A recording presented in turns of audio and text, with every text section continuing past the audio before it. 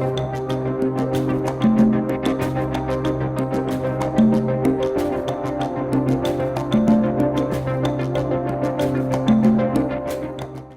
and welcome to the first edition of Around the Traps. It's a new monthly video program for our members.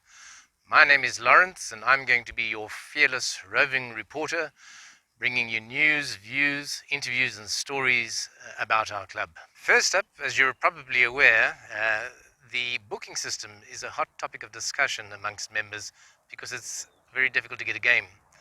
So I approached Ian Braddock, our club captain and chairman of the board, to ask him what the club might be doing about this issue. So Ian, COVID has obviously had an impact in terms of our club membership. More people are playing golf, more people are getting back into golf. You're absolutely right. COVID has had a major impact on the golf club and golfers right across the country. More people are playing golf. The same number of members at Remuera are playing more golf. In fact, rounds over the last year are up 25% on the previous year. And that, of course, is putting pressure on the booking system. What is the bottom line? Do you think does the club have too many members? That's a very good question. And on the surface, it looks like a simple question, but it's actually a very complex question because it goes into the heart of our membership policy, which is overall number of players as well as player categories and relative rights between the categories. We've got two competing forces. We've got the long-term decline in golf, which has been well documented, but we've got the short-term uptick through COVID, through people not travelling. And the board is trying to balance those two by making decisions which are really medium-term decisions. You can't turn the tap on and off with members. One has to take a view as to what will happen in the short, medium and long term. But you could say we do have too many members at the moment. The problem is if we reduce the number of members, several things happen. Firstly, there's no guarantee that there will be a proportionate increase in the number of booking spaces and therefore course access if people resign from the club and are replaced. Secondly, there will be a direct impact on our bottom line. And the third thing is inevitably the COVID impact will reduce. It may not go away, but the long-term decline will come and the club needs to keep its membership numbers up. So what is the board going to be doing about this? We've got a plan. Well, rest assured this whole issue of access to the course for members is front and centre at pretty much everything we do at the board. We have done a lot of things so far. Firstly, we've reduced the visitor numbers through the adjusting of the visitors fee. We do appreciate that this does affect the ability of members to bring their guests onto the course, but members must take priority. So our guest numbers over the past year are down around 30%. Secondly, we've reduced the number of corporate days, again to give members priority to the course.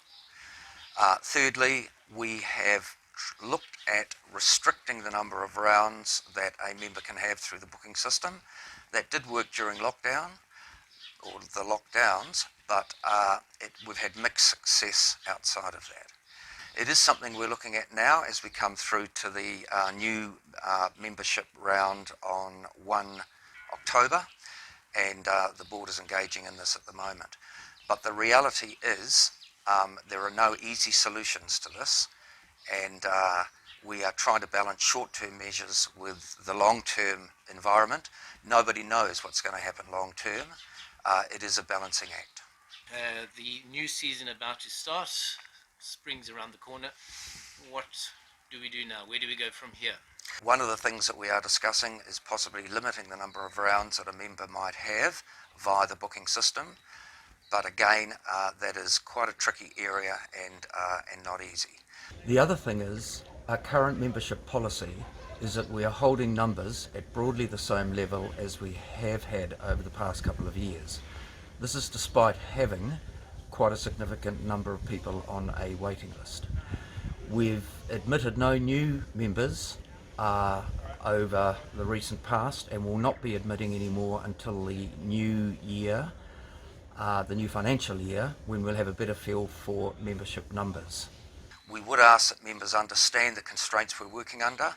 There is a bit of crystal ball gazing looking forward as to what we do, but again, I just wanted to assure you and members that we are very conscious of the pressures on the booking system and are looking very closely at it. I've heard that Chris Davies, our general manager, had recently restructured his management team.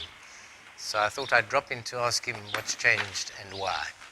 So Chris, the club's operational structure has been impacted quite severely by developments over the last 12 months, chief among them, of course, COVID. That's seen a lot more members playing, a lot more members in the 19th. We've got a new driving range facility. And to meet all of those changes, you've changed the structure of your management team.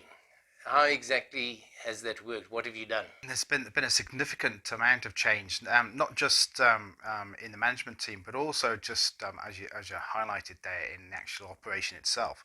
So even pre-COVID, we were already seeing high levels of increased utilisation of the cafe, of the TUI lounge, of the shop and the retail. We were seeing an uptake in number of rounds as well. And so prior to that, and obviously we knew that we're going to have a brand new facility going to come on board in a not too distant future. So as a team, we all sat down and did numerous different workshops and worked out where we really needed to go as an operation, and really to deliver a higher level of service to our members and to our guests. And that was the basis for where we started from. Following that, COVID came along and put a whole jolt into everything, and as a club, not only have we seen higher rounds, but retail's accelerated again, our food and beverage operations accelerated again, and with the new driving range open, it's just gone to a whole different level. So to cope with all these sort of things going around, we went through a management structure change. We looked at what we needed, and essentially where we landed was having an executive team in place and then a middle management tier underneath that. So to explain that a little bit, we divided the club up into our three core areas. We have the course and environment, which is obviously the golf course, the outdoor surroundings, the landscaping, etc., is one core area, which Spencer Cooper heads up as our course superintendent. We then have our club services group and a club services department, which makes up all the service delivery things that members interact with on a daily basis. So that would be food and beverage, that would be retail. And the third element is membership and marketing and communications. And when we looked at our structure, we felt that we didn't really feel as if we paid enough attention as a whole section in terms of our membership core group. And so now we have somebody that heads up, and that's Kari Oates. So does this mean that you have rearranged your existing staff complement? Have you taken on more people? Yeah, we've certainly taken on more staff and some more staff in key areas. So Tony Dangerfield heads up our Director of Club Services, and many members would have met Tony, who's been in and around the club for the last couple of months, and he's finding his feet on the ground. We then reorganised the existing team for their roles to become more clearly defined, more specialised. What impact will it have on the average member? I suppose essentially it's having a team of people that are more dedicated to delivering better quality service. And the key thing that I would caveat is we're really at the only early start of this journey. This really is setting the club up for the next few years, and we're really only months into it, and in fact we still have some vacancies that we haven't quite fulfilled yet. I mean, we've only been open for 12 weeks at the driving range, and what we've learned in 12 weeks is enormous, and we're adapting and changing all that we're doing down there to accommodate what is an increasing demand. So we're set up to do well. The course is currently experiencing something like 65,000 rounds of golf per year, and that obviously puts a lot of pressure on the maintenance of the course, but also the development of the course. So I asked our course committee chairman, Andrew Millard, to outline some of his priorities. You're right. I mean, course pressure is a huge factor in how, and as you say, 65,000 rounds of golf year on year is a lot of rounds of golf. So as a course committee, our priorities have probably shifted somewhat to consider works that we can do without disrupting the current course and playing conditions. Thinking with the ponds at the moment, there's quite a bit of erosion on the back of the pond here, and we're in danger of losing our landform dam and losing all the water in the lakes. So and the lakes have been eroded over time from water action. So we really need to address that, because obviously the current water source is vital. But I think what we would like to prefer to do is to drain them, to line them properly, and then armour the walls with rock. And it does two things. It creates more of a feature of the ponds, but also it gives us a better quality water source for use around the course. There's a lot of discussion amongst members about the kinds of greens that we might be getting in this club, the kind of greens that are particularly suited, I guess, to our climate, the situation here. Can you give us an update in terms of where the club sits? Are we going to stay with creeping bent? Are we going to go back to power? So we are going to run with a predominantly creeping bent species. Basically, it's about keeping it with the latest variants that are coming out. The 007 distinction seem to be performing quite well. We've got them on the practice putting greens to the left of the old driving range, and they have been performing really well. Okay, they don't have the traffic on them that we have on our main greens, but they certainly seem to be have got a very healthy growth structure. Seed development is changing all the time with creeping bent, and it's just a matter of keeping up with the latest variants to ensure that we're getting the best of all this scientific research around seed development. And we are confident that it's the right decision for our conditions here. I mean, we have tricky conditions on the course, as we all know, and that doesn't change. So, but I guess the exciting news with that is that we are in discussions with Eden Park about growing the turf for us. They have something like 12,000 square metres of turf area that they have available. And so our early discussions with them are that they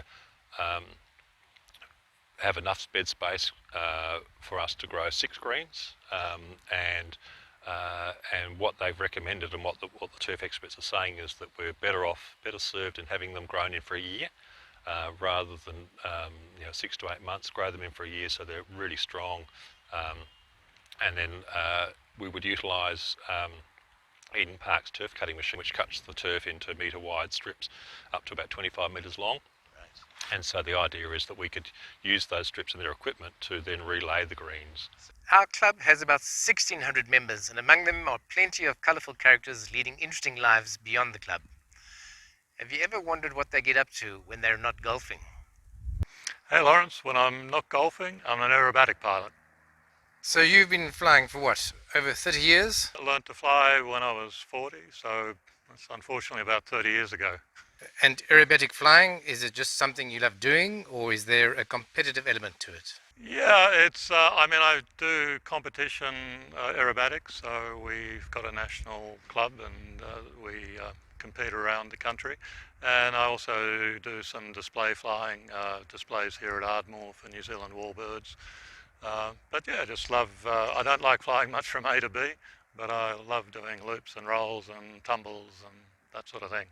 If you've been flying competitively, have you won any prizes or awards? Yeah, I'm actually the current national aerobatic champion. I have to say, aerobatic flying looks pretty daunting. What sort of G's are you pulling when you do these maneuvers? Look, it depends on the sequence that you're flying and if it's display or competition. But this plane is capable of anything up from plus 10 to minus 10 G. Typically, we don't do that in competition flying. Probably plus 7, minus 4 is about to go. In display flying, I might get up to plus 8 and minus 5, something like that. But it's something you get used to. So everything's practiced at altitude before we bring it down to low level, just to make sure 100% of the time you're going to get it right. I practice, I guess, well, in the competition season, display season, which is normally the summer, I'd be practicing 3 or 4 times a week. In the category I fly in, the lowest level is 660 feet.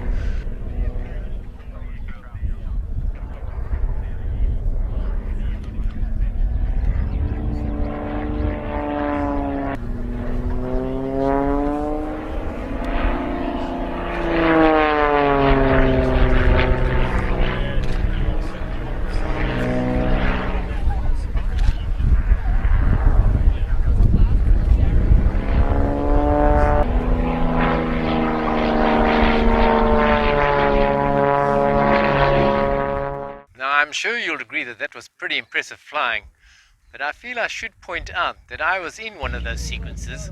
David refused to do the interview unless I went with him. So much more impressive than all the tumbles and twists and turns and loops is the fact that I didn't throw up. Well, that's it for this edition. Remember, if you have a question or an issue you'd like me to investigate, you can email me at rovingreporter@remueragolfclub.com and I'll do my best.